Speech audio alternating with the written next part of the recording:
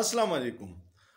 کومه سلسله چې ما شروع کړې وه د تاریخي شخصیاتو او هغه ستاسو ډیره خوښه شوې وه او بیا پکې څه دوستانو د مختلف شخصیاتو ډیمانډ کړی چې په هغوی هم ویډیو جوړه کړه. نن درته د جنگ ملکنډ د 1897 د یو لوی مجاهد کیسه کومه، تاریخ درته ویمه او هغه په تاریخ کې یادیږي د سرتور فقیر په نوم سره. نو د سرتور فقیر څوک د کم ځای نه راغی او دا جنگ کله کړی او څه نتیجه راغلی وه، د دې تفصیل درته وایم. سرتور فقیر چې و د خپل نوم سعدالله خان او د حمید الله خان په کور کې پیدا شوی و. حمید الله خان ته به بونیروال ملک هم وي او په بونیر کې یو کلی دی ریګا ورته وي. دی په هغې ځای کې پیدا شوی و. د تاریخ پیدایش کې لکوټي دغه دی کنفرم نه دی، خو د 1820 او 1830 په منځ کې خلک وایي چې دغه کې پیدا شوی. د ډېر نومونه سرتور فقیر نومو، مولا مستانی نومو، میډ مولا نومو، مختلف نومونه پې ایښودي او د دوی قبیله چې وه نو په یوسفزۍ کې ابازۍ قبیلې سره د تعلق و، د دوی د خاندان. دی په بچپن کې د کبډي ډیر زیات ښه کلاړي او ډیر په کبډي کې نوم کړی و. بیا د خپل ابتدایي تعلیم خو دلته حاصل کو، بیا د دینی تعلیم دپاره دی د هندوستان ښار اجمیر شریف ته لاړو او په اجمیر کې تاسو ته پته ده چې د اولیاو درسګاهګانې دي. نو هلته کې د تعلیم ابتدایي حاصل کو چې هلته نه فارغ شو سبق نه. نو بیا دی په د سنټرل ایشیا ملکونو کې وګرځېدو، د ازبکستان او دې ځایونو کې، او اخري پړاو یې واچو د افغانستان په ښار په مزار شریف کې. په مزار شریف کې د تقریبا 10 کاله تیر کړه. 10 کاله پس چې دی کله هلته نه روان شو نو څه وخت په کابل کې تیر کو او د ډیرو خلکو سره رابطې د مجاهدو او د دې سره وشوې. بیا د خپل کلي ته راغی. چې دی بونیر ته راغی نو د دلته کې د جهاد تبلیغ شروع کو، خو څه خوند یې ونه کو، خلکو ورله څه ډېره پذیرایي میلاو نه شوه. نو د هغې ځای نه هجرت وکړو او په سوات کې د فتح پور علاقې ته لاړو. په فتح پور کې دی دیره شو او هلته کې د اول د خپل روحانیت مشهور کو، پیری موریدي روانه شوه چې هلته کې مریدان سیوا شو. نو بیا د په ځوانانو کې د جهاد تبلیغ شروع کو. د دغه جهاد تبلیغ نه پس چې کله دی واپس راغی فتح پور کې د ډیره موده جهاد وکړو. نو بیا د جهاد تبلیغ په فتح پور کې وکړو او هلته کې د ده باره کې څه ډیرې خبرې مشهورې شوې. تاسو ته پته ده اکثر خلک وایي پیر نه الوځي خو مریدان یې الوځي. د ده باره کې دا مشهوره وه چې د پیر صاحب چې کم دی مولا تور سر فقیر دی چې کله انګریزانو ته ور مخامخ شي، زمونږ مخامخ شو، نو د مجاهد چې شګه راوالي او د انګریزانو طرف ته ورولي نو اینه به تورې مچۍ جوړې شي. بل د ویلیو چې تاسو د ګولۍ بالکل اثر مه کوئ، ګولۍ چې راځي تاسو ته به داسې ښکاري لکه چې اوبه راځي او د هغوی د توپونو او په ګولو کې به هم هېڅ اثر نه وي، ځکه چې زما کرامات ډېر زیات دي. دغه خبرې مشهورې شوې. دا چې انګریز ته اطلاع ورسېده چې داسې یو سړی راغلی دی او دا خبرې کوي. بله پکې دا یو مشهوره کړې وه چې ده سره یو داسې لوښی دی چې هغې نه دنیا خلک وریجې خوري او بیا هم لوښی ډکي. نو دا خبرې مشهورې شوې ډېرې. دا خبرې چې انګریز ته ورسېدې هغوی سره تشویش شو چې دا خو دې مجاهد خلاف دغه کوي. هغې وخت کې د هغوی بیس کیمپ په ملکنډ باندې و. ملکنډ باندې انګریزانو او چکدره کې قلا وه. دا ډېر زړې زمانې د دویم جنګ عظیم نه مخکې چې کله هغوی قبضه کړې وه نو دلته یې دا کلاګانې جوړې کړې وې. بیا داسې چلو شو چې په 1897 کې په 27 جولای باندې د په سوات نه لنډاکي ته راغی او په لنډاکي کې پړاو واچو او خلک یې منظم کول شروع کړو چې بس اوس به د انګریز خلاف مونږ جهاد کوو. دی په دې 27 جولای باندې د لنډاکي نه ښکته را روان شو او یو څو هلکانو ورسره د تاڼې نه ورسره د یوسفزۍ ځوانان میلاو شو، بیا د الډن نه ورسره خلک میلاو شو، بیا د چکدرې نه د 8000 خلکو فورس ورسره شو او دوی روان شو د ملکنډ په طرف باندې چې د ملکنډ کلي ته به ځو، قبضه به کوو، حمله به کوو. په لار کې ورسره د پیرانو کلي ده او دا ټول واړه واړه کلونه ورسره خلک د جهاد دپاره د مجاهد په شکل کې را روان شوي او د انګریز خلاف یو نفرت و چې موږ د هغوی نه ازادي یلو، هغه ور روانو. په دغې ورځو کې یو شعر مشهور و چې دی کله په لنډاکي کې و چې په لنډاکي ورته دیرش سرتور فقیر دی، په لنډاکي ورته دیره سرتور فقیر دی. دا شعرونه به ورسره بیا پکې کېده.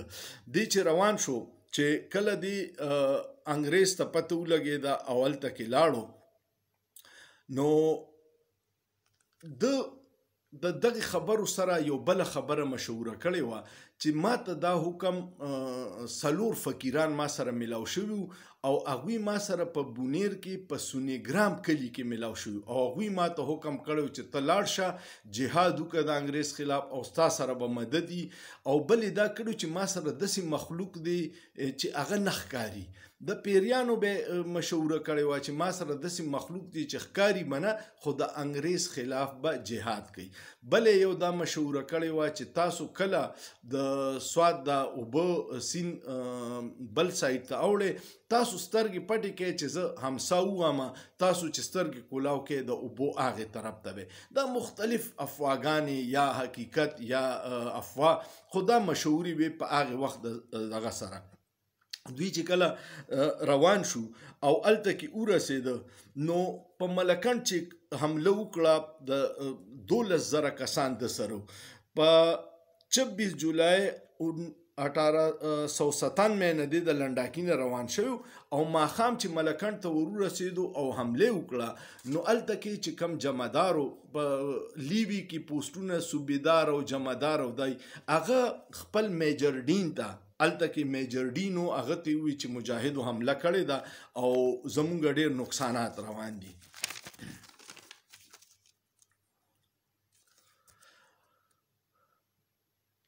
بیا انګریز ته چې خبر راغی چې وسلې لوټ کړې ده او جنگ روان دی نو ډیر زیات نقصانات روان. په دغه وخت کې ورته انګریز په لندن او شمله کې میټینګ وکړو او په سختۍ سره د مجاهدو د ختمولو حکم ورته میلاو شو او نوې دستې روانې شوې د انګریز هلته کې. دوی چې کله هلته کې جنگ کوو په دغه وخت کې بیا شعرونه مشهور شي ډیر زیات. نو په ملکنډ کې دا شعر دوی چې ملکنډ کې نو دا شعر مشهور وي په ملکنډ توره تیاره شوه هارونه توره ځلوه چې رڼا شینه. نو دا به ورسره پکې هغوی وي. انګریز چې کله راورسېدو نوې دستې رالې نو انګریز د اماندرۍ په ځای باندې قبضه وکړه او چکدرې قلعه یې بنده کړه او د هغې په فوج کې چې کم سیکان هغوی ته یې وویل چې زه اوس د دې قبایلو نه بدله والی او هغوی د بټخیلې او ګیر چاپیره سمه د پښتنو کوتره وکړه او ډیر زیات خلک پکې شهیدان شو.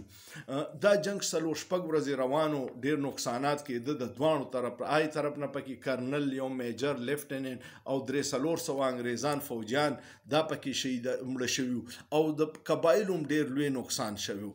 بیا قبایل فوج چې روانو د سواته پورې دوی پسپا کړه او دوی د فتح اعلان وکړو خو سرتور فقیر شکست نه منو، هغه غیب شو او بیا به په انګریز باندې وقتاً فوقتاً حملې کولې او په مختلف شکل کې به هغوی ته نقصان رسو.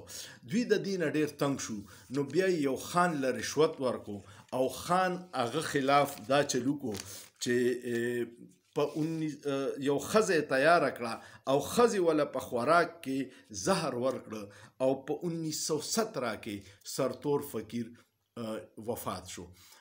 دی چې وفات شو نو هغه د مجاهدو کم زور چې کېناستو او دغه دوران کې هغوی انګریزان ته سکون میلاو شو ځکه چې د مجاهدو هغه زور د سرتور فقیر د وفات کېدو سره کم شو. د دوی قبر چې دی نو په باغ ډیرې سره یو قبرستان دی په هغې کې د دوی قبر دی. د باغډیرې یو قبرستان دی، هغې کې قبر دی، ما ځان ته لیکلي دي، نو هغه درته وایم. ښه، د باغډیرې یو قبرستان دی، په هغې کې دوی ښخ دي. د سرتور فقیر باندې ډیر کتابونه لیکلي شوي، خو 2 کتابونه ډیر اهم دي، یو د پښتو دی او یو د اردو دی.